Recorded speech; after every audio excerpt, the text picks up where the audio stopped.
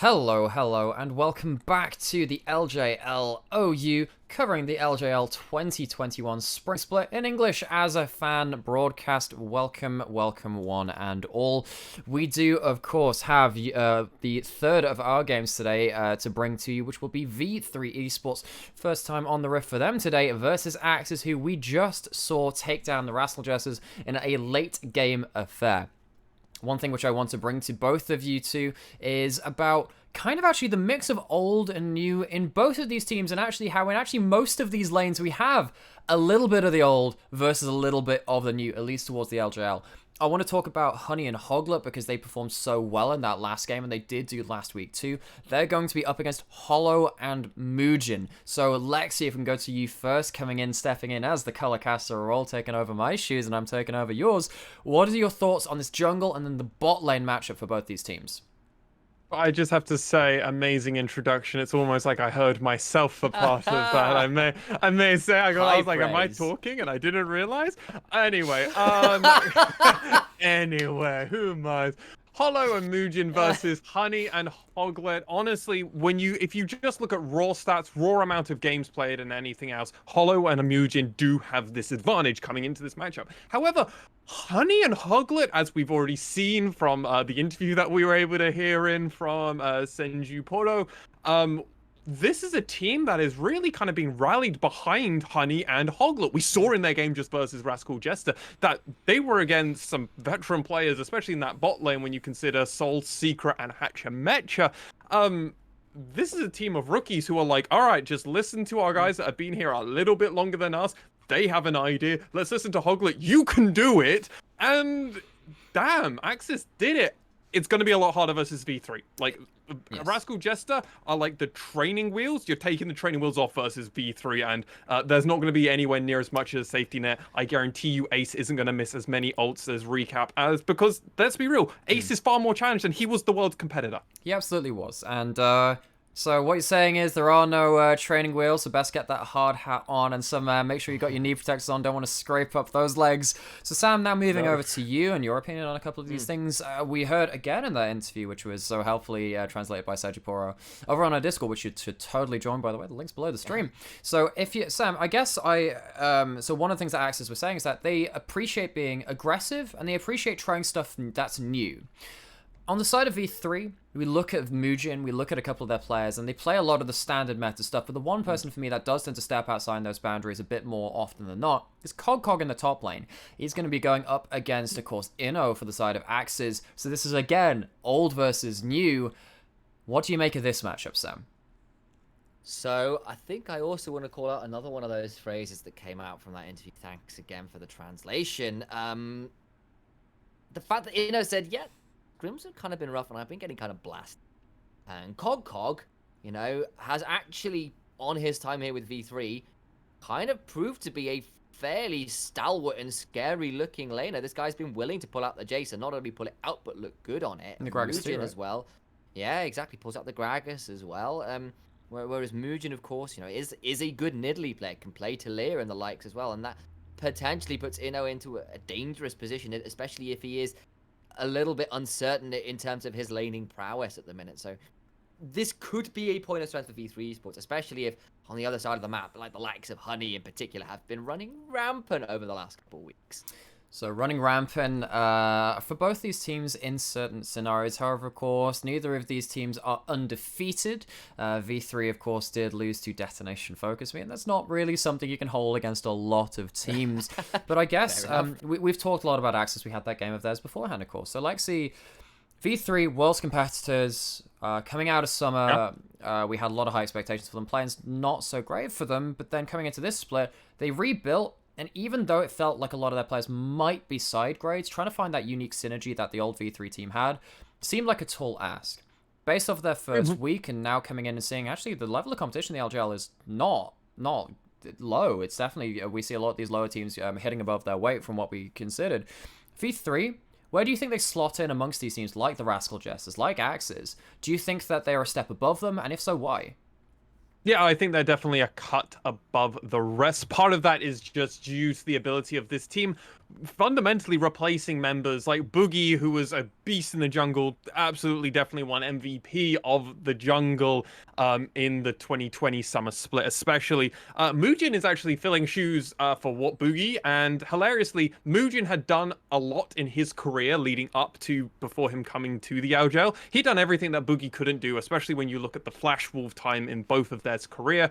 Muujin is coming in looking hot, and this first week was definitely an exciting thing. I expect to see far more of that. And something that's worth note is V3 on both blue and red side have always banned the Olaf. They are not interested in that. Muujin has already identified and gone, this champion is really, really strong. Some would call it maybe a bit overpowered. And why deal with something overpowered? Why enable something that gives far more comps this agency? We've seen people play the Rakan because of the Olaf, and get it out of the way. Don't allow these champions in. V3 are just so good at the moment, and I'm expecting them to absolutely soar. Expecting them to soar, expecting them to achieve great things. So, Sam, I guess, in your opinion, I don't know how high you are on V3 right now. I know you do have a lot of opinions about the likes of Burning Core and a couple other teams, right? What do other teams need to do to catch up to them then? If they are higher and a step above, what are they doing which say AXIZ aren't doing right now? So let's take a couple of things here. So for the one thing, you've got to remember that V3 have got very, very strong playmakers in the likes of Muujin, Inrainer, and Ace. Ace may not be the strongest mechanical laner at all points, but he is a very good team fighter, and he is also a very good roamer. And when you have got the likes of, Cog, who they've been playing towards, when you've got Muujin, who does want to be on these carry junglers, that is pretty strong. So if you can either shut down the jungle for V3, it's been a thing for them, or kind of play to Ace, not necessarily wanting to be in lane as much, maybe you could do something. And you've got to also call out, well, we here on the OU broadcast quite rate V3. The LJL official broadcast have seemingly got their issues with them. There's a lot of sort of naysayers against this V3 roster. They've got a little bit to prove yet for those guys over there. So maybe there's something these guys are saying that we're not as well. Go on, Lexi. Wait and see. May I? I have to say, Megumin versus Ace, I'm so fun. excited to see Megumin getting limit tested a lot more. The more we see out of this guy, the more he had a pretty decent game versus Recap. Ace is a very different commodity, as Ace has one of the most unique styles of playing in the LJL. He's one of the few mid laners who actually doesn't try and carry. He's one of the few mid laners who is going to actively look to other lanes to carry the game, and he's more looking to control, but not necessarily through control mages, because he loves to play Galio and just wants to hero's entrance in every team fight, and will win a lot of distinction. There's an important distinction there between not looking to carry and not impact the game. No, he's looking to impact the game. He just doesn't need to be the person with the high damage numbers. No. That can be Muujin. That can be Hollow, as we saw in their previous games. And to a degree, this can be Cog if Cog's playing Jace in the top lane, right? Absolutely. And speaking of that, Jace, it is a flex pick. I guess kind of stepping back and looking at the LJL as a whole again, we're just waiting for things to get into champ select and stuff like that, so thank you for bearing with us. And of course, if you do have any comments you want to say to us, come join our Discord, come chat in the chat, look at us on Twitter, all the other stuff. We're all there, we're trying to look for you, and please join our community. But looking a bit more at the whole LJL meta and stuff, we've had some great drafts, we've had some not so great drafts. In terms of like a lot of these kind of flex picks and stuff like that, we're looking at AXIZ who are trying to do something new. V3 who are innovating on their old style, but not necessarily picking up the champions which are different, just putting them in different places, like Renekton mid, Jace mid, and Jace top. How do you think that puts up AXIZ versus V3 in this draft phase, which we will eventually get towards? I think it's also it's going to be an interesting one to call, because I do think there's a certain amount of so over on the official stream right now, they're looking over at some of the stats of the junglers, and Hoglet has been amazing. He has got the best DPM, second best kill participation, second best KDA. Muujin, not bad, but not fantastic either. I mean, that's kind of what you get for a one-on-one week. But like that's kind of thing where sometimes like Hoglet at the minute, some of the champion pool he's going towards things like the Olaf, the Udyr, not necessarily things like the Nidalee and the Graves right now. A little bit beefier and brawly junglers, which kind of fit his playstyle at the minute, are actually quite good right now. And so I kind of wonder whether for AXIZ, if they really want to get a hold of this, as I kind of mentioned, control Mugen and get Hoglet, something that can really get in your face. Get something that prioritizes him and in a way to him to impact the map alongside Megamin and the likes. And things get quite scary. And of course, Hollow is a rookie AD carry and Honey's been on fire. So Hoglet leads the way, Honey follows up, and you can see a world where AXIZ wins this. Absolutely can. So, Lexi, of course, like, you've talked about Megaman versus Ace as that one matchup. Is that really where the game's going to be decided for you? Because we know that Megaman can absolutely pull out these massive plays, can be the laner.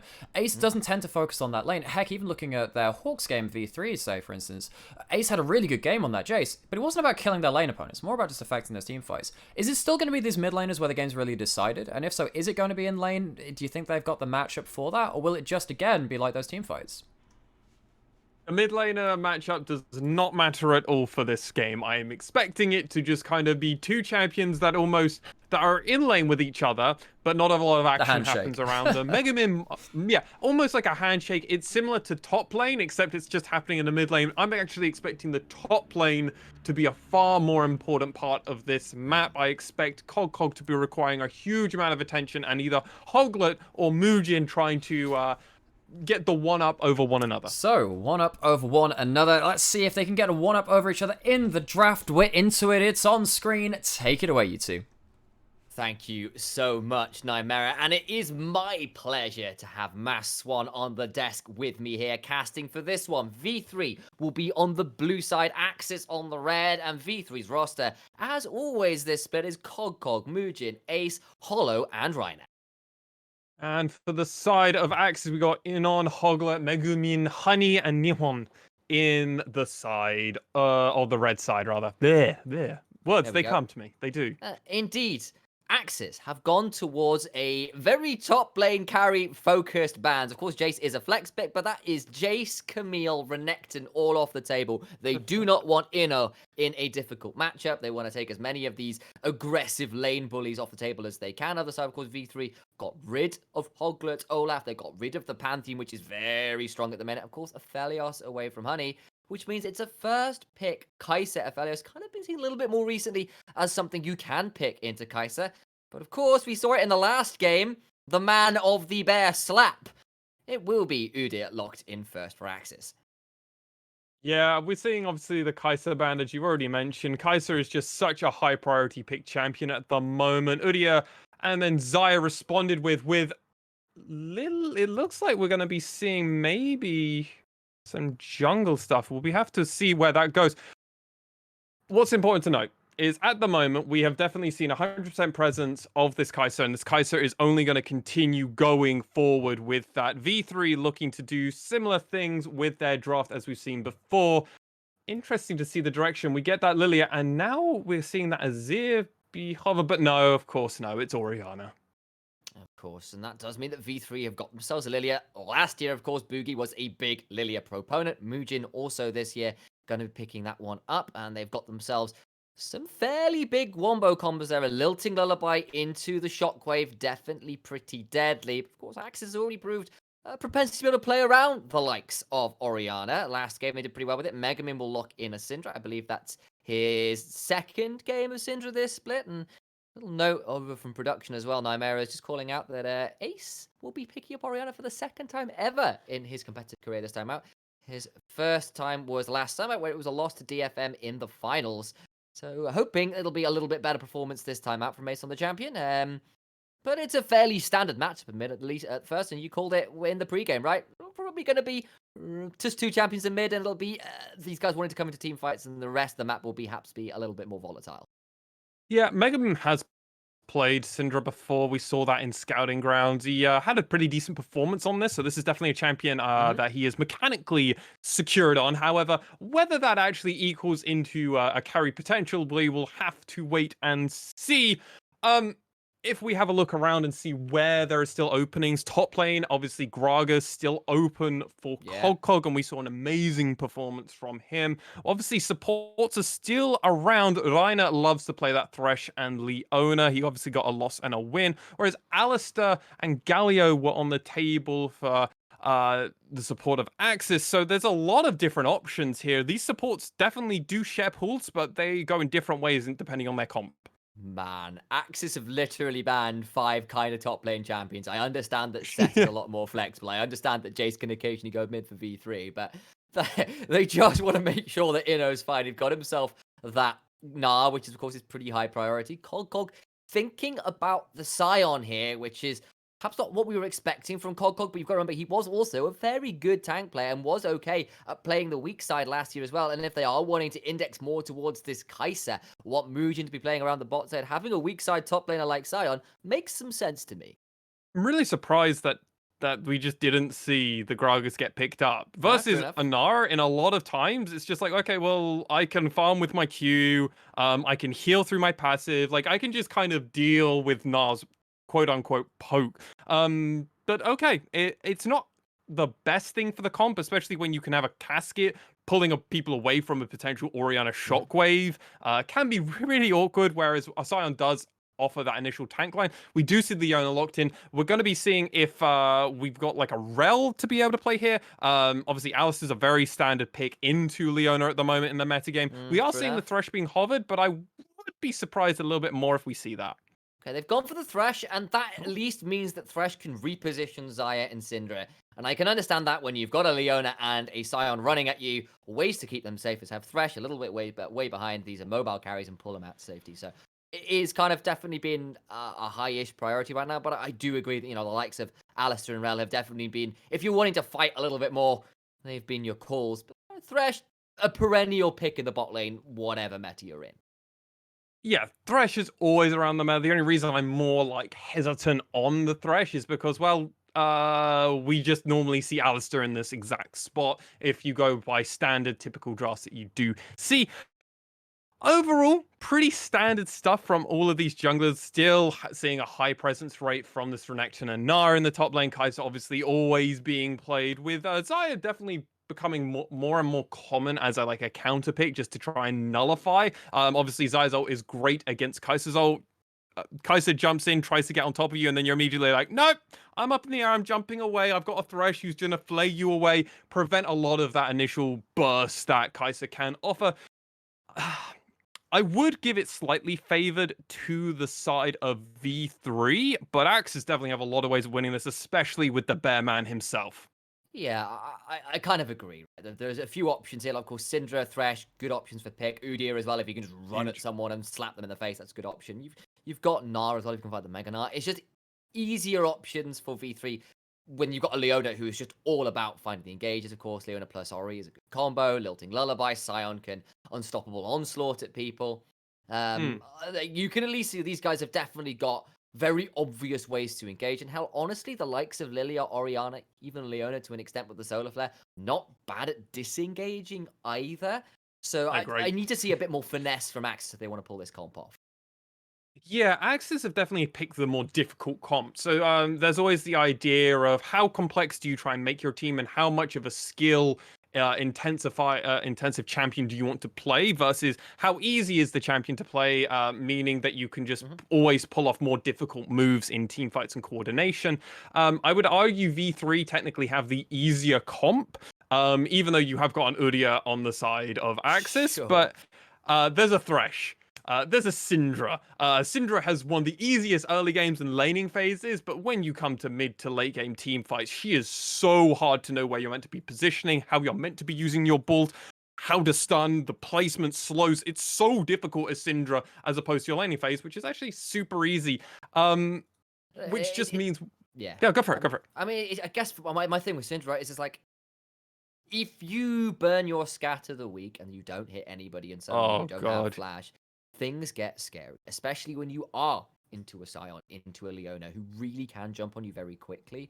But then again, you can also just then E and just have 7 Dark Spheres fly across the entire enemy team. It was the rookie special, right? Was ult first, scatter the week later, and there is a world where that works out really well as well, of course. But you're right, it can get a little challenging on these immobile mages to get things working out in the later games. But if you do have the utility to get things going, but you do need to get that to work out well. Yeah, you have to get it out. And Ace is one of these players we have seen that can pull this out.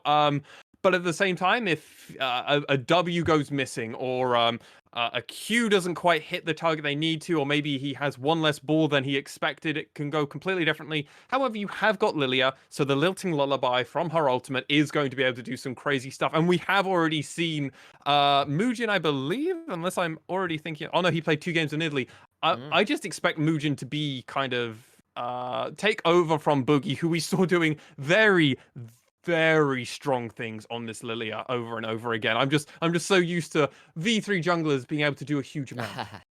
We'll see how he goes, as he's certainly got the pedigree for it. He's done a pretty good job thus far in the split. He's kind of passed the eye test for us over here, but he's also into Hoglet, who's just statistically been one of the best damn junglers in the region right now. So good from him as well. But our eyes now have to turn to the game. It will be Spellbook Scion. Interestingly, that's not anything like a Grasp of the Undying or even like an Aftershock or the like. So looking to get more of those summoner spells in and about and a little bit more versatility outside of using the TP. Bit of an unusual choice perhaps, but there it is. And a bit of a word from production as well, who has played a fair amount of Syndra, has Nymera, and he's saying, actually, at the minute, apparently it's possible to get 8-ball ultimates with Syndra, which is a bit unbelievable. But if you use Leandri's Anguish Spell, you can keep the damage uptick long enough to allow yourself to get 8 balls down, which is pretty nuts, frankly. That is huge. That is absurd. Like they couldn't. That is one-shot territory of even Ace if he has his ball on him. Yeah. Like that is a lot of damage that can be coming out, and that's assuming that no pre-damage beforehand as well. Okay, you could see Muujin there went to look for a bit of an invade, got the level 2 off the wrap to start and was wondering, well, maybe if Udyr stopped on the bottom side, I can get for a quick invade. Because, of course, Lilia destroys those multi-target camps. Blooming Blows plus Dream Dust does a lot of work, it turns out, as seen over the last 6 months or so. But instead, she'll put the ward down, spot out Udyr, and move right back over to her blue buff and kite around that way. So she's fairly happy with where things are at herself. Yeah, absolutely. She's going to be more than okay. And I think it's worth noting where this jungle pathing is going. They're both starting on top side, probably going to rotate around to this bot side. Lilia is going to have a slower clear in this first clear because Udyr is just so fast in clearing camps early game. It's part of the whole power of why Udyr is getting picked so often. Because of his engage, we've got the Thresh to kind of make up for a little bit of the nullifyingness of Udyr running fast with Bear Stance. Does, absolutely, and you can see they've put the ward down by the Scuttle Crab spawn, have V3 looking to come in and contest Udyr if he does decide to come over. Be decent stun onto Megamin there, but Muujin walks into lane to try and offer Ace a bit more priority, and I wonder whether the both of them will now wander over to this Scuttle Crab spawn. They will indeed.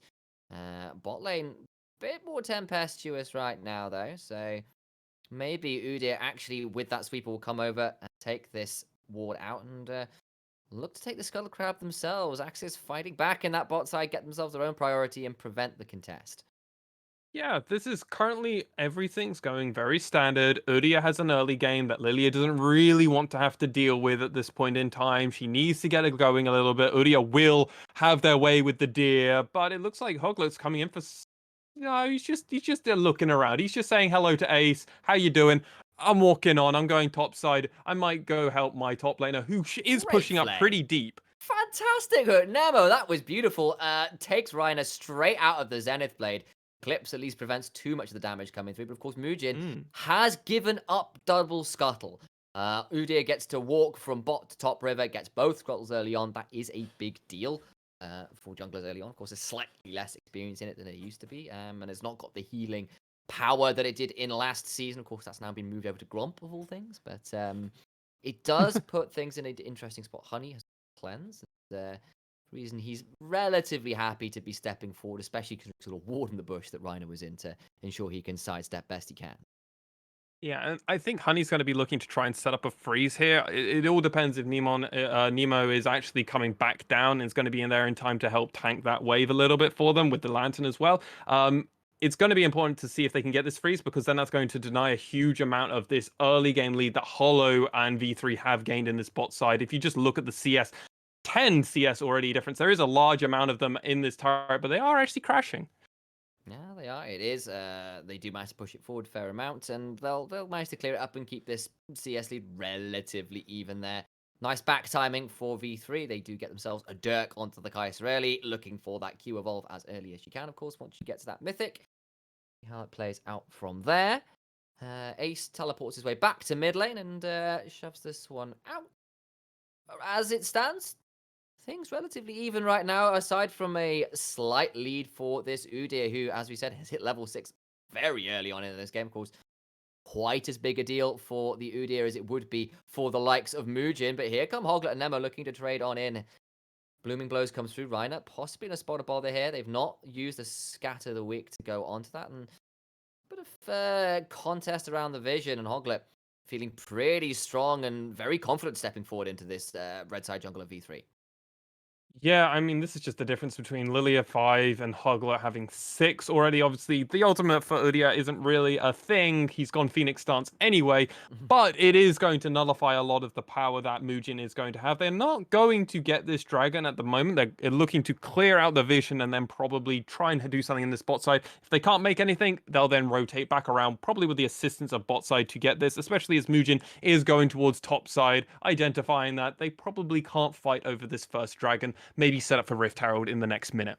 And Muujin decides, I'm going to go to the enemy raptors and uses her W. Watch out, eviscerates enemy raptor, enemy poultry. I apologize. In other words, watch out, Eep. Takes that away and will now have finally not got level 6. I assumed you'd get that off that. That's not a great sign, but Ace may be looking to see whether a shockwave can come out and they can get the kill here. They're stepping forward. That's the unleashed power, and Mega Min will force Ace back. No shockwave available to be used there, or doesn't get used. Muujin now has 6 though, so Lilting Lullaby is on the cards, and Mega Min, having used the ult, might think they're a bit safer than they are here.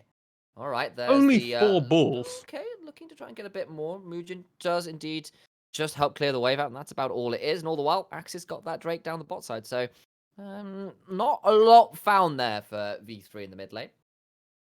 No, there's not a lot to be found, and actually part of that is just chunking out a solar. Ooh, solar though. Yeah, no, it was nice Zenith Blade in with the Eclipse blowing up as well, but Nemo did have to flash, even though he did manage to flay Reiner away a certain amount. The root was still there, and there was enough damage coming out of Hollow to justify a flash in his mind, and he does get out at least. Yeah, he did able to get out. Now, this is going to allow a rotation around from Udyr. We can already see his pathing. He's going to get Wolves. He's going to be able to get the Gromp, get the blue buff, and then he's going to actually be perfectly set up to try and do something in this bot side. And they plan this perfectly because they know V3 is already planning to push, get advantage because they lost control of this jungle on the bot side. What's also worth noting is Herald is just coming up now, and Lily is immediately going over there. V3 need to identify of where is Hollow going.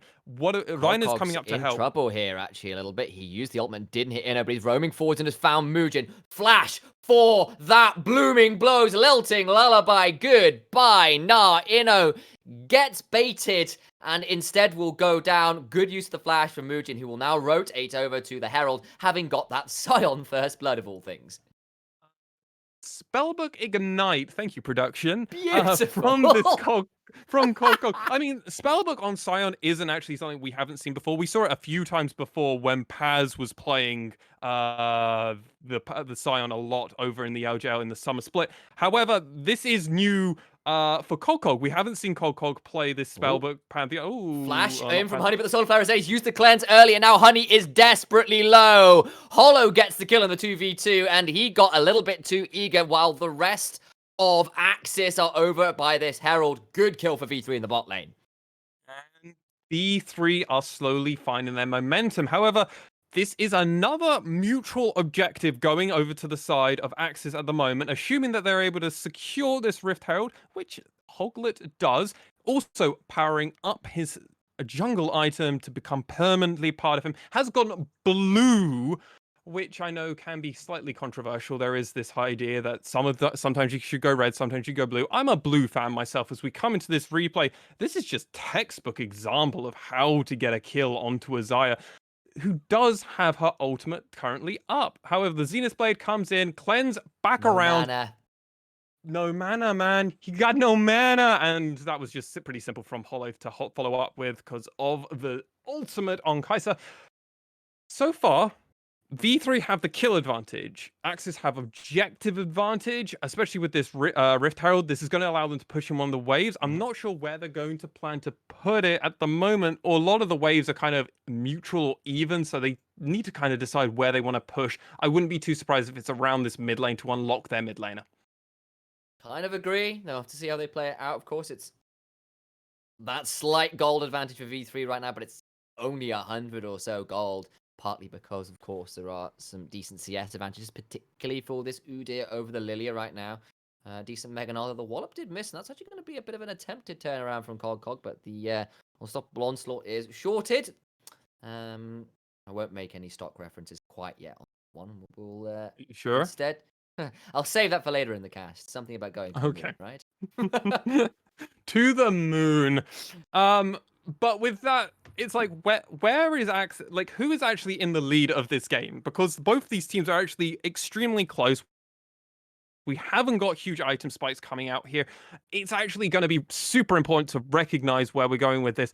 We have got a Udyr who hasn't gone Hail of Blades, which is actually a very common amount rune rather for him to go. He's actually gone the Phase Rush, which means when he wants to go, Hail of Blade, not Hail Blade. Oh, it's Hail Blade, not Hail of Blades, which I prefer to call it. And I hear other casters calling it production. I've heard of Hail of Blades. Interesting. I Thank didn't know they changed it. There you go. There you go. Thank you, Initialize. Thank you. Maybe that's just me getting confused. I will. I think that might just be a slang term because it just sounds better. Hail of Blades, right? Either way, we've got ourselves Hoglet maybe in a spot of bother, but Mugen doesn't pull the lilting lullaby trigger in the mid lane. A little bit of fighting going on. Megamin looking for that unleashed power. Good shockwave disengages. That does mean that Ace may have to back away. There's teleport, of course, available, but Hoglet will now start up this dragon. Mugen's over the back wall. Hasn't got flash though, and I cannot see if there's a blast cone. Doesn't look like there is, and that means that AXIZ will earn themselves a second Drake relatively easily here. And another mutual objectives going over. It does look like I had a misunderstanding from production. My apologies over to everybody out there. I misunderstood the new jungle item being called Hail Blade. Of course. Yes. And that was exactly that. Yeah. And I was getting so confused. We have dropped Rift Herald down here. Advantage going to this bot side. Ooh, good hook onto the Kai'Sa. That is a big deal. Hollow managing to get away. But look at the feathers. Nice use of the ult in the mid lane, though. Megamin is in trouble. Look for that QW. Command Dissonance claims the life of Megamin. Now Hollow trying to escape. Flash for the Phoenix slap. Never mind a bear slap. And Hoglet gets the one return kill on the bot side, but it will be a few summoners burned across the board. And that's just one more going over to the side of V3. However, AXIZ have finally found their first kill, and they will be getting first turret in this game, which is a surprise, as V3 coming into this match had 100% first turret. So that's no longer going to be a part of the statistics. They need to work on that one in the future because they just lost it to AXIZ. As we come into this replay, and we're going to find out, how did Megamin die? First off, gets their recall cancel, flashed away, and it looks like Mugen's just going to be far too fast. Oh, yeah, he's just too fast. Once he lands that first Q, it doesn't matter what happens afterwards. We know Ace is going to be able to clean this up. And actually, it looks like the tick from... Oh, he didn't have Leandri's. Oh, actually, we're seeing Moonstone Lilia. Yeah, we are seeing the Moonstone Renewer. It is a bit new tech, but right now it is Inno and Nemo looking to get onto Cog. Of course, he's a very tanky boy. Hasn't used the ultimate yet, but he's just going to have his life shorted if he tries that. He's trying to get through, but there's so much damage. He does manage to flash over and gets his way out. Well done, Cog. Cog plays his way out of the gank pretty well, but of course, he will now be down the summoner and the ultimate. Wow, that... just another reason to play Sion, right? If you're getting two-man ganked, what do? You just run off. You just kind of want to deal with that. Honey takes a couple tower shots, but does have a dark passage shield there. I thought that might be a bit scarier than it was, actually. Either way, definitely wasn't ideal. I would agree with you on that. However, the stun bot is looking around and he's found a blue buff for himself. Seeing that away from Ace is going to be really nice. Obviously, Mugen is already handing it over to Ace every single opportunity, but now this is going to be an extra jungle. Ooh, they want to fight, though. Yeah, that was a nice idea. Nice timing on the Swelty. Wasn't quite enough, and keeps things at least relatively even there. Reiner might face check Hoglet, but doesn't do so, and right now, maybe looking for the shockwave. Hoglet's still off vision. I don't think they know he's there right now. Nemo will now be spotted. And he's got his Gale Force coming into this.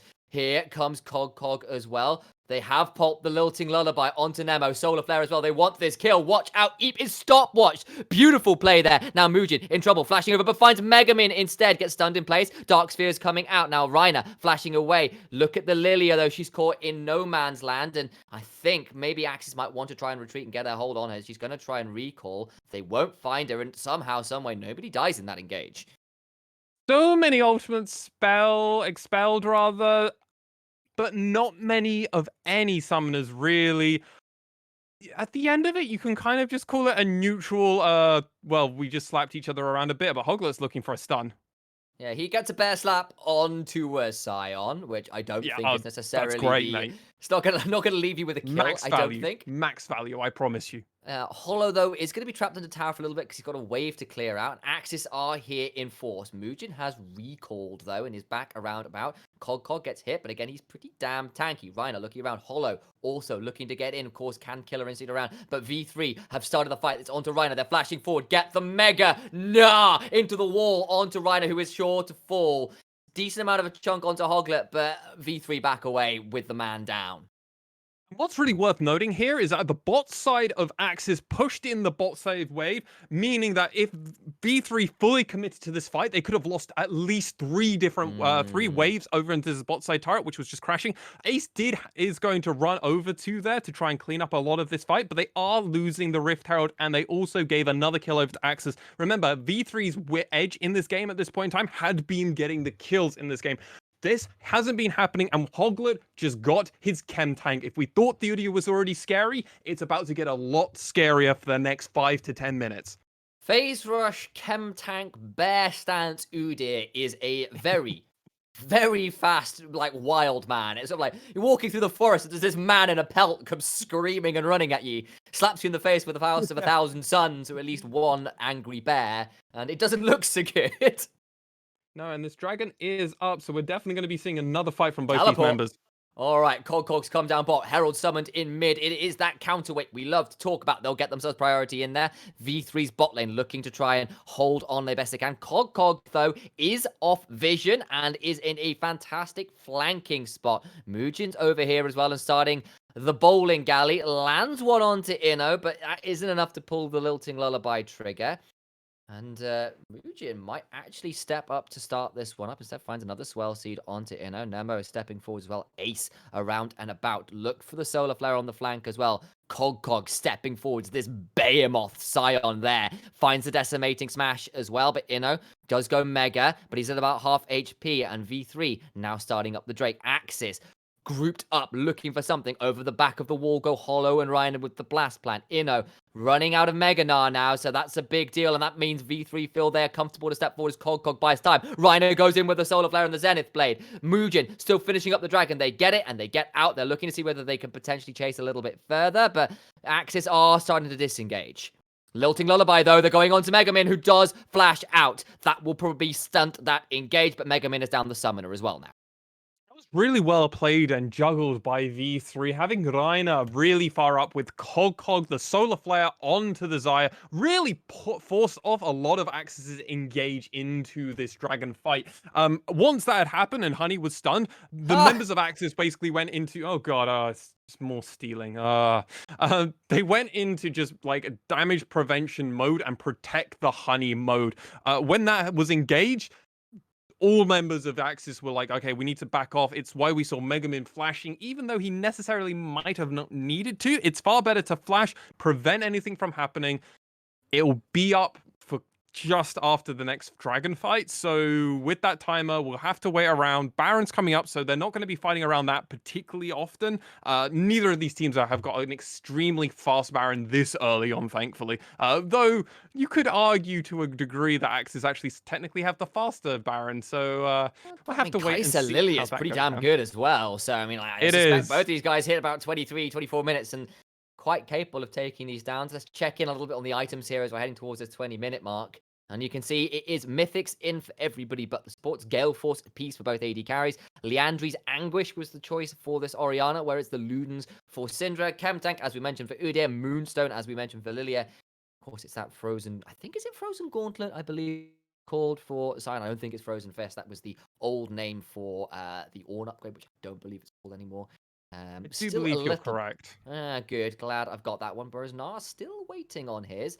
Looking like he's going towards what I believe to be a Trinity Force with... No, it's not a Trinity Force. The Divine Sundra is the choice right now with the Kindle Gem and, of course, the Phage. I'm so used to Phage going into Trinity Force, and I have to keep reminding me it's the Hearthstone Act that goes in. Yeah, everything changed around with the item update. It's still a lot to get used to. Thank you for the note of confidence and commiseration there.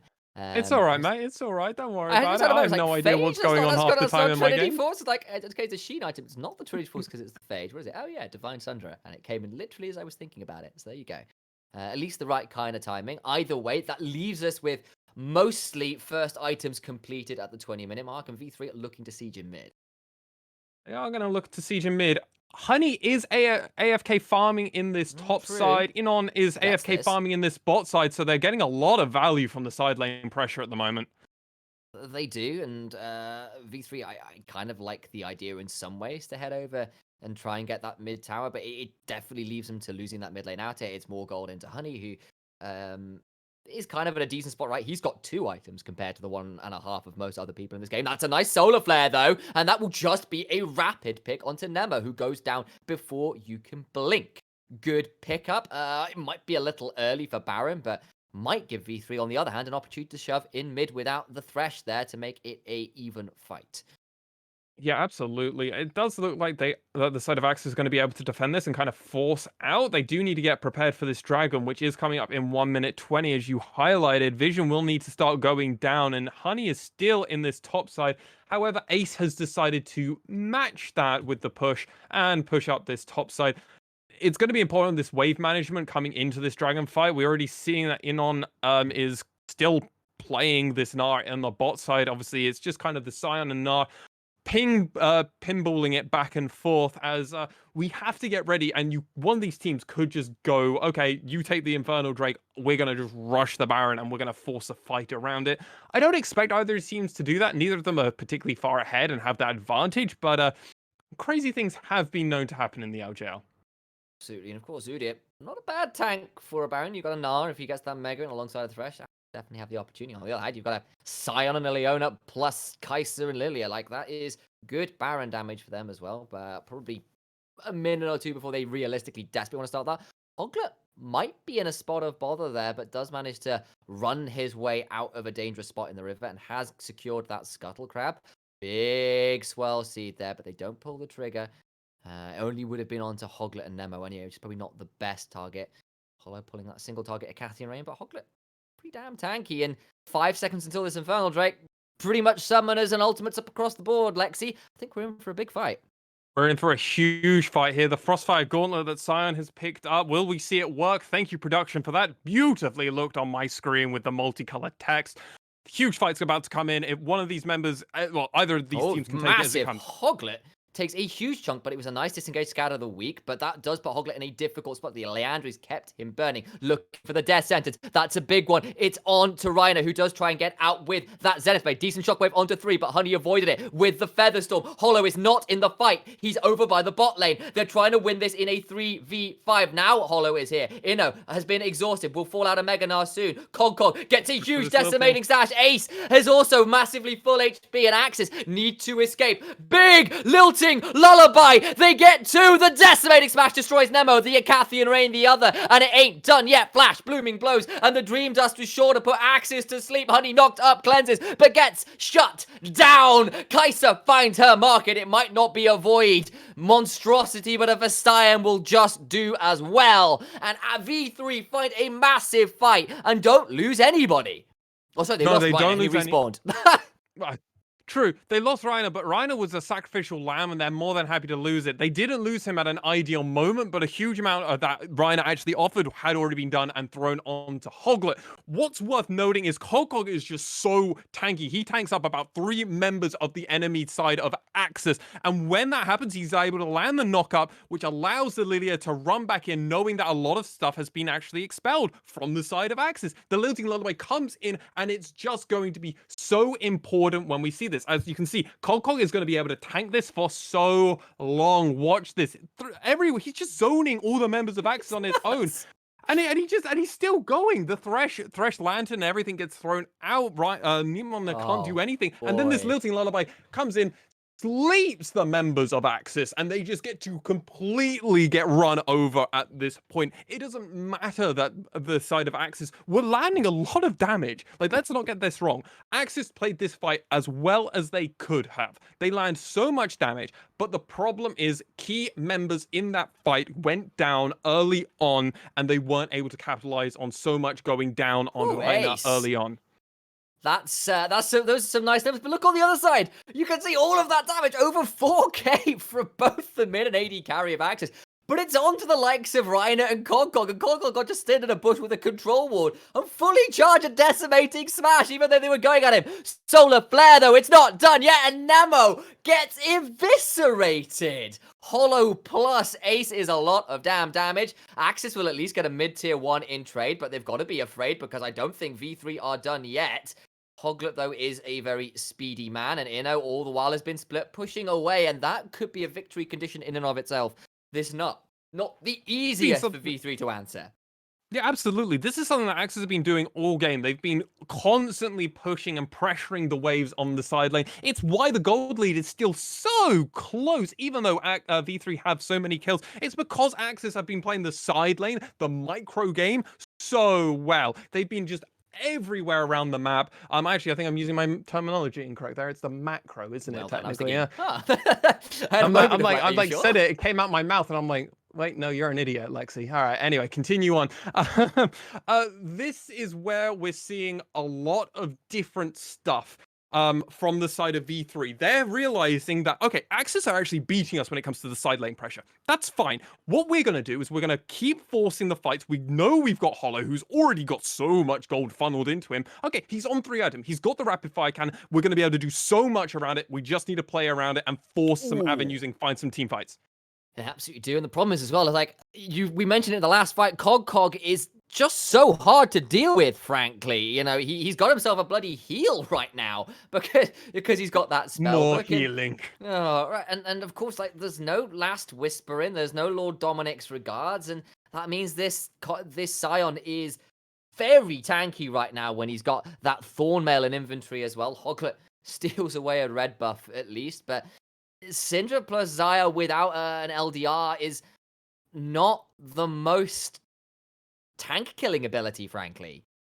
No, the side of AXIZ are probably becoming acutely aware, and it's why I'm really happy that we're seeing this side lane being played so well, because they can't beat Kogkog now. Kogkog is actually at a point in this game, and he will be for at least the next, like, 10 to 15 minutes in this game. Just only Honey, with a lot of help from Megumin, is going to be able to take down Kogkog, realistically. And they're going to need to be able to have time to do that, because we saw what Kogkog was able to do before he got his Thornmail, before he got his before he got this one Warden's Mail. I want to say it's a Warden's Mail, yeah. I want to say Warden's Mail, yeah. With all that, he's got so much tank options coming through. We're gonna just have to see where the side of AXIZ can actually figure out, because while gold is relatively close, I would very heavily give the favor to V3 here, just because of the control that they've been having around some of these objectives, especially the last 2 Drakes. AXIZ have just been kind of conceding them over, and when they have fought, like we saw in the last fight, it did not go their way. It really didn't, and part of it as well is actually Sion's just stacked armor. He hasn't got any MR because Syndra's gone second item Banshees. Like, that's not the most magic resist right now. Of course, it's a tank, Udyr, and that means really the only true threats are this Gnar and this Xayah, who are going to struggle to cut through all of that armor right now. Yeah, they're going to struggle. V3 have already got full control of this river, and they're looking to expand their vision control. They haven't got anything in the in the Dragon Pit, and Inon is looking to try and do an engage, but it's going to be tough. He is close to Mega. Very close, exactly. See where it goes. V3 pull back to the mid lane. Hoglet being zoned off by Kogkog a bit here. And AXIZ win the push priority in mid for now, and we'll look to move right back into the river, but there's a lot of wards out there for V3 Mega's being started. It has indeed. It's about half HP. There's the box to buy time from Nemo. They're going to try and burn this Baron down. The Lilting Lullaby comes through, and they will secure that dragon. That puts them up to 2 decks apiece, but the Solar Flare is huge. The Shockwave is also fantastic, and Hoglet needs to back away. Cog in the front line. Big feathers come through to buy time. Honey needs to run away, though, when Hollow has got 1. That's actually 2 there, because Inno fell as well, so it's a 2 for none. They're going to run straight back to Baron. Honey burned all summoners and ult and got a decent amount of roots, but all it did was buy time. It just brought them time. They got the dragon, and that is important to note. They have got Dragon Soul, meaning even with this Baron, when the next dragon comes up, because Baron buff will have, in theory, worn off by this point, it's going to be so important for AXIZ to get that. If they don't, V3 will get the will get Dragon Point, and then they will get to push for so much longer. V3's Baron is going to be super important because this is also going to nullify the side lanes as we come into this replay. Look at Inon. His Mega gets popped so early on just because no one of the team of V3 actually engage on him. He just jumps out and goes, I've got nothing to offer. Hoglet got zoned for so long. And while AXIZ are able to kind of run it very quickly down and get zoned off, as you already mentioned, what do they actually get afterwards? They just get fully engaged on. AXIZ don't disengage. They actually want to take the fight, and that's their first mistake. V3 got to decide when they came in for the fight. Sion leading the charge at that front line, and yes, it's unfortunate they're not able to do more. The side of AXIZ have got great disengage and can run away very quickly, especially Hoglet. But they weren't able to do anything else. Megumin is kind of looking a bit nullified at this point. That Banshee's Veil second item has really nullified a lot of the Syndra damage, and we're coming into this early game, we're coming into the mid-game point, and this is something I identified with this Syndra. Syndra's early game, it's pretty good. It's pretty hard to mess up on Syndra. Late game, oh my, a good Syndra or a perfectly played Syndra in a team fight can be make or break time, and it's going to be so difficult for Megumin because he has got that lack of damage coming through. And V3, and rather AXIZ, are still stumped by this front line. Hell, they burnt everything on Muujin, who got to Zhonya's a lot of the damage there. Has got a Moonstone Renewer and a Staff of Flowing Waters. Is pretty happy to take a bit of damage if they have to. And it was nicely played by Honey to avoid so many spells thrown at him. Got to get out of the Lilting Lullaby, Feather Stormed the Solar Flare, and still managed to get his way out. But getting out is all well and good, but you need to kill people in these fights. And they're now down the Baron. They lost. It's a 3,000 gold power player already. And this is how you kill split pushes as well, right? If you can Baron buff, push your way in a minute, it's Muujin who's matching Inno right over at this side. He's the one fighting off against the Gnar, not the Sion. And they have because the Sion's the perfect person to have with the team. The Sion is great because he can just always frontline, and they want to try and get one of these turrets. It looks like the side of V3 are actually going to disengage. They've said that's enough with our Baron. We got 2 turrets. It's not the best thing, but we're not going to be able to break into the base. Let's take the money that we've got. Let's reset back, which is what they look like they're doing, especially as Hoglet is looking to try and find somebody. But Ace is level 17. Right? Like, the side of V3 are starting to really start scaling into this mid to late game point, and they're leaving AXIZ behind. Hoglet's 14, Muujin's 15, and I know from the experience, Muujin's not far from getting 16. Hollow's on his way to getting 16, and this is just kind of an experience level disparity that's coming through because of the amount of control that the side of V3 have had. Thankfully, the side lane pressure that AXIZ were once having is keeping them in this game at this point still far, but it's going to be really important this next dragon. This next dragon, as I already said, is going to set up everything, and there's nothing like a stopwatch on Orianna because she's not going to be able to protect herself. There's no way for Orianna to protect herself. Zhonya is on Lilia, so she will be able to prevent a lot of damage going on her, but as long as Sion tanks the front line with Reina on this Leona, it's going to be okay. It's 4 items on both AD carries, and they can both do a lot of work. Of course, there's no armor shred really right now for Honey, which is definitely making his job a little harder in this game, of course. But he definitely has damage, and if Hollow or Ace get blown up, then, hell, even Muujin, think things perhaps get a little bit scarier. Inno will likely have his Mega Gnar popped a little earlier than he would like. Still 25 seconds till this Infernal Drake spawns, and Cog just wandering up this mid lane. They're thinking about engaging onto Sion, but I don't think that's the best ploy right now. And once again, it's a fight for mid lane priority. The bowling ball start coming through. Now, that'll be a miss, though. Bit of a gutter ball there from everyone as Cog stepping forward, looking to get a decimating strike. But that is Inno in trouble, flashing for the lantern. Gets out, but will have that down. Decimating smash onto Hoglet. Cog down about half HP, but isn't too fussed about it right now. And V3 have priority in the river. The Infernal Drake is live. This would be Infernal Soul for AXIZ and a massive win for them. They need this, and they are going to continue trying to fight. The Lilting Lullaby was down. It had to be cleansed, but the Solar Flare is good as well. Now Nemo in trouble. Has to flash the Shockwave, but does escape. That summon is down for both support and the top laner of AXIZ. They are going to try and continue to fight. Cog off to the side. Ace, still scary even without the Shockwave, but AXIZ have also held on to a lot of their ultimates. Not burned as much as they might have liked of V3, and now Hoglet over the back might start to try and get in. Big knock up onto Inno.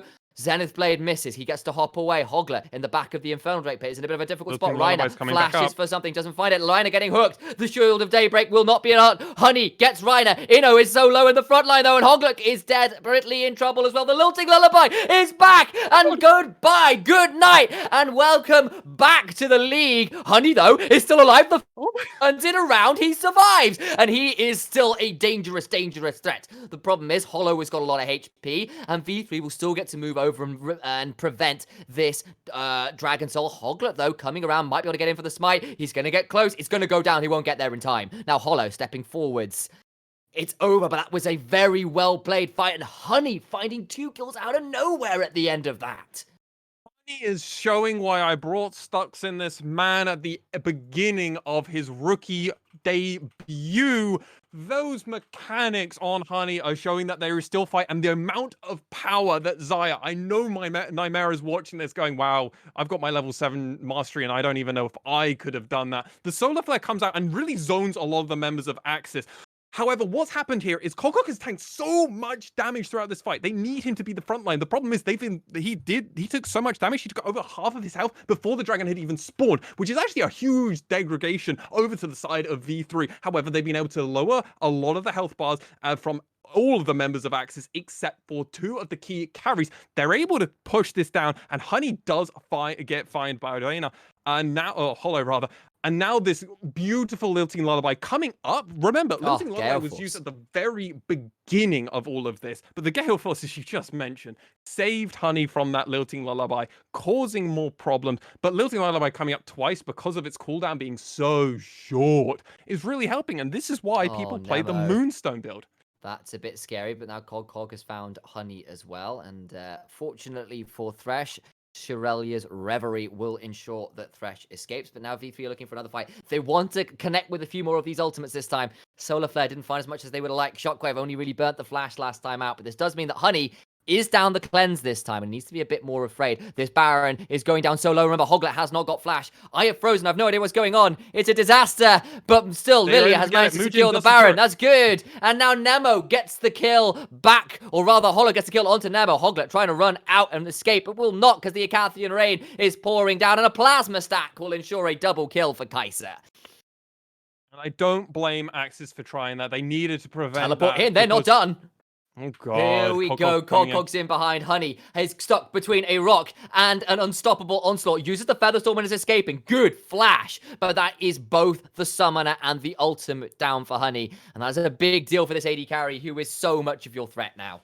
And what's important to note is that the side of AXIZ aren't going to be able to defend this mid lane particularly well because 3 of their members are all in their base and they have to go the long way. They're going to have to recall and they're going to lose this mid inhibitor, which is just going to amplify the pressure that they're going to experience around the next few waves of pushing. V3 are able to reset off of this. They're going to probably push bot or top side. I'd expect bot side so that they can prepare, fully get waves ready for the Dragon Soul, which will probably be the penultimate fight as we come into this replay.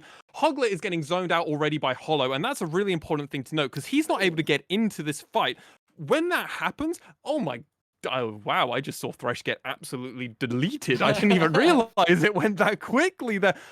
Because Hoglet's in no man land, I understand what he's doing there. He's trying to find a way into this. They didn't have any vision on the Baron until a bit too late into the fight. Once it was over, it didn't matter. And then Cog just comes in and is like, hey, we're going to burn more of your things here. Causes Honey to use the... Did he use his flash? No, he just used First Flight. Okay, so I am wrong to say that. Really slick. He Gale Forced out of the Shockwave, managed to ultimate out of the solar flare, then flash and blade caller to get his way to safety. That was about as slickly escaped as possible. The problem was, as we said, escaping is all well and good, but it isn't winning you fights either.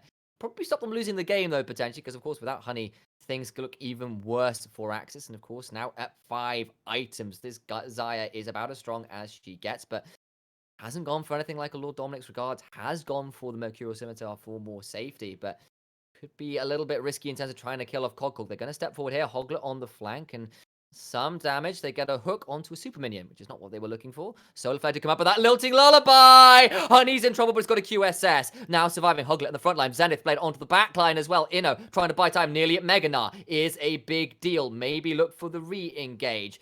Cleanse is down for Honey one more time, but we've got about 25 seconds until this Infernal Rip, which would be Infernal Soul for either one of these teams. Honey being down the cleanse could be a bit scary, but remember, a lot of summoners now burnt, well, sorry, ultimates now burnt for V3 is also not the best deal for them. Cog making sure to clear out this control ward, and this is going to be a tight fight, Lexi. Yeah, this is going to be super tight. Just look at where the members of AXIZ, though. They're super spread out, and V3 have already fully claimed this dragon. They're going to try for it. Hoglet's around. He's very fast, and he can be quite slippery. V3 trying to burn this one down, potentially. Cog will look to hold court, make sure they cannot get through them, act as the bouncer, stacking up the Meganar relatively quickly now, and that means that AXIZ can start up this dragon. It's going to turn into a smite fight. Mugen's over the back end of this. He's not there. They're looking for the fight. Look at Hoglet running in, but that's a massive fight at the back. Hold on. Goat, Megaman, he is dead. The shockwave is huge as well. Honey is left alone. He can't run away fast enough. He might be a retreating fight, but Honey dies even with the massive root at the end. A triple kill for Mugen's Lilia. 6, 1, and 10. And the deer in the forest will show that Bambi has brought in their horns. Now they're going to try and get in on these Nexus turrets and end the game. It's 41 minutes into the game. They don't have a minion wave, but they have got a Scion. And that will be enough to close this one out, Lexi. It really will be. AXIZ trying as they could. We saw a lot of the magic that this team is offering and potentially will work in the future. However, V3 just a level above all. Mugen with the late game coming around the back of the side before anyone could expect it, and Cog on this Scion was huge. GG, well played. Absolutely. That does, however, leave us with a moment where we need to catch our breath and our thoughts, and we'll be back with an analyst desk in just a tick. Around.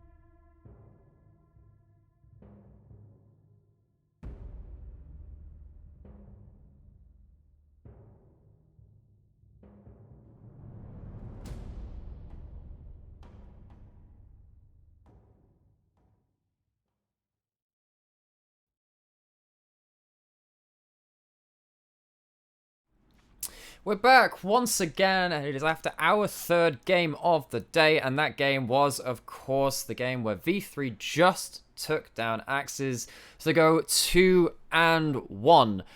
It was a lengthy affair, it was a back and forth, but there was a certain point in this game where... there are various disciplines out there in terms of education, right? There are people who are artists and musicians. Cog is a scientist. He's gone towards the unkillable tank in the top lane. And there was a certain point where it seemed, watching that both on the cast and then also in the background, where Cog just could not die. Lexi, talk me through this pick. So this is like a V3 signature pick now in my eyes. Cog being one of those players who has played this before, coming to V3. He's played it 11 times previously in his career. He's won 6 of those, lost 5 of those, at a 7th now with that extra win on top of it. And this Scion became an unstoppable force. Literally the definition of the champion, was a perfect synonym for what he did. At the 20-minute mark, as you asked me, he became unkillable. He was able to zone all members of AXIZ. I think hugely about that third dragon fight where he stands there in that bush and just going, no, you're not coming here. I'm like good. basically playing like tower defenders, like, no. Like the older sibling, Initialize might know this kind of analogy as well. The older sibling preventing the younger siblings from doing something. Funnily enough, I guess sadly, Nightmare, you've been on the opposite side. Yeah, but that's what he did, and that's how a lot of these dragon fights went down for V3. Yes, and obviously on the other side, Sam, Megamin picked up the Syndra, and I know that, of course, in the next couple of patches, Frostfire Gauntlet, a very strong item, it's very cheap, it gives you a lot of good stats. We're actually on 11.1, I'm pretty sure it's actually not changed on this patch, that's coming later. But at least the Scion onto Syndra, it felt like in various other metas where we've seen this kind of matchup, Syndra is just not the answer to this top lane tank. No, and you saw it in the build as well. Cog literally went full armor. Steel caps, thorn mail, the Frostfire Gauntlet. Was onto a Warden's Mail after that as well at some point. And, you know, and it's like, okay, Syndra has gone Ludens into Banshee's Veil second. And your only other damage source is Azaya, who has gone to gets to the full 5 items. Honey, we'll talk about later, but had a fantastic game, but didn't have anything like an LDR to cut through that armor. And it meant that Scion really could just stand there for ages and just not be a problem. Hell, you got a Reiner on top of that as well, and things were just, it was, AXIZ doing a great job to try and stay in the game, don't get me wrong, but they just could not find a team fight win for the life of them. So if these team fights were so difficult, then you have to ask yourself, well, why did the game go so long? I think we've kind of pieced together that it's mainly just AXIZ doing a really good job with these side lanes. And it feels like AXIZ as a whole as a team been doing pretty good on this whole, making sure they're all on the same page and understanding how the map has to play out around them. Lexi, as the person, as the color caster, watching a bit more of the intricacies of what's happening there while Sam's shouting at stuff on the map. How did you think AXIZ went about this side lane management stuff? Beautiful. This is remember, Nightmare, this is a team of 3 rookies really coming into this, and they already have this control around the map. Now, we don't know, obviously, all of the shot calling that's happening, but Honey, on top of other members of the AXIZ team, were constantly pressuring the side lanes, identifying that, okay, we're going to fall behind in other avenues in this game. We can't team fight anywhere near as well as what V3 have, especially when we hit that mid to late game point. However, we can definitely pressure them, and we saw in on even towards when both teams had 3 dragons, they were still pushing these sideways, looking for an opportunity where if they happen to find 1 or 2 picks onto the side of V3, because that's what AXIZ's way into this game was. They find 1 or 2 picks, they're going to be able to snowball that into either bot tower, top tower, as they were constantly pushing these waves in, preventing the side of V3 and forcing them to always play their AXIZ game, which was hilarious because V3 were always arguably ahead in this game.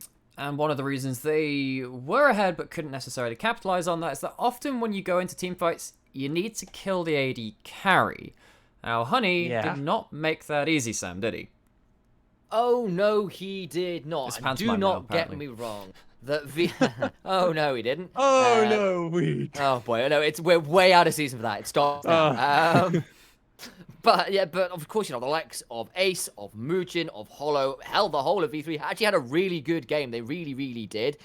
But the fact that Honey pulled off some incredible escapes, multiple team fights in a row, was real testament to him making things as challenging as he could. It wasn't easy, as we said. The team comp difference, especially around these objectives, was really hard. But we saw multiple times where he Gale Force out of a Shockwave, ult out of a Solar Flare, flash away from the flash in from the likes of Aaliyah, and then pull all these feathers back through, which of course Xayah is so deadly for when she can start getting people to follow her really deep. And, once or twice she managed to pick up a couple kills that she really had no right in getting. And while it wasn't enough, credit to Honey for at least putting on a clinic of Xayah escape mechanics. But there is only so much DPS you can escape, and on the other side, and we'll probably end up finishing on this one, maybe a little bit of an outro with the look at the two teams again, is that Mugen, Hollow, Ace, heck, even Cog with the ultimate going in, just had so much damage by the end of the game. Whereas you have Asana on one side, the Gnar and the Udyr, yeah, they have some HP to them. They're not nearly as hard to kill on that front of things. So in terms of V3's carries, and I guess Lexi will go back to you again on this one, how do you think they handled the damage output that they had? Brilliantly. They were able to juggle a lot. Mugen was super important on this Leah, landing those lilting lullabies. They were juggling damage. There wasn't one or two people on the side of V3 that really wanted to kill. Honestly, as long as Reina and Cog didn't get the kills, the side of V3 were happy for anybody else to get the kills. They had a lot of damage. They had a lot of share between everybody. They had a lot of mixed damage. Part of that coming through Kai'Sa. Obviously, Kai'Sa does a mix of AP and AD, but she was going AD, so they could emphasize far more onto Lilia Orianna for the AP, which meant it becomes far more difficult for the side of AXIZ to itemize effectively, and this is why V3 went to Worlds, ladies and gentlemen. They're already showing ideas of how this remnants of this team originally went to Worlds, and we're seeing glimpses of it already coming up again. So, a couple of visions of the past, although not too distant past as far as things go. That's going to be it for this third game of our day. We do have one more left for you, and of course that will be V3 coming back and facing off one of the first competitors that we covered today in Burning Core. It will be an interesting one. There's a lot to play for. As we said, dropping games at this point in the season might not seem like much, but playoffs has often become a very close race. So absolutely, you do not want to miss this. Stick around, and we'll see you soon.